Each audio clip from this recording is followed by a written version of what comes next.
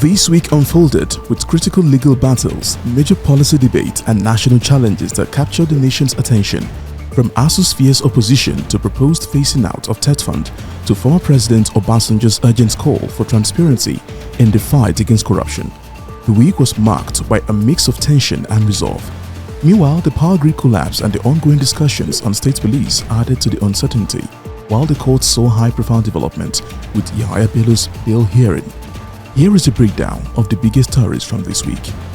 The week begins with ASUU raising concerns over the Nigeria Tax Reform Bill 2024, which proposes phasing out TET Fund by 2030. The union warns that this move could cripple public tertiary institutions and make education unaffordable. ASUU President Professor Emmanuel Oshodeke criticized the proposal, stating that it undermines years of progress in education funding. On Tuesday, former President Olusegun Obasanjo called on Nigeria to prioritize accountability at the highest levels of government in its fight against corruption. Speaking during the Boiling Point Arena session, he stressed that effective leadership rooted in transparency and merit-based appointment is essential to addressing the deep-rooted issue. Meanwhile, on Wednesday, Nigeria's national power grid has suffered its 12th collapse this year, leading to a nationwide blackout. The Abuja Electricity Distribution Company (AEDC) and other stakeholders confirmed the incident, with data from the Nigerian system operator showing 0 megawatt of power generation shortly after the collapse. This latest failure underscores the growing issue of grid instability following 3 similar incidents within a single week in October. On Thursday, discussions on state police dominated the National Economic Council (NEC) meeting.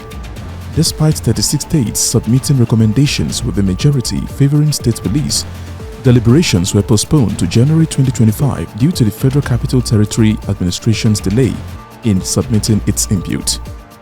On Friday, the Federal High Court in Abuja granted bail to former Kogi State Governor Yahaya Bello in the sum of 500 million naira.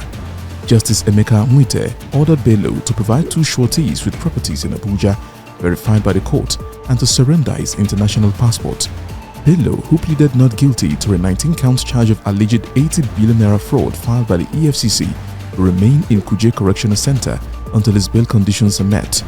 The case has been adjourned to February 24th for the hearing. Also trending this week, President Bola Tinubu is set to unveil the 2025 federal budget proposal to a joint session of the National Assembly on Tuesday, December 17th, 2024.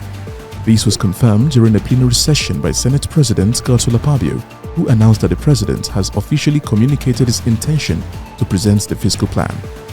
To wrap this week's roundup, the Senate has directed FCT Minister Nyesom Wike to halt ongoing demolitions in the nation's capital, pending the conclusion of an investigation by its ad hoc committee.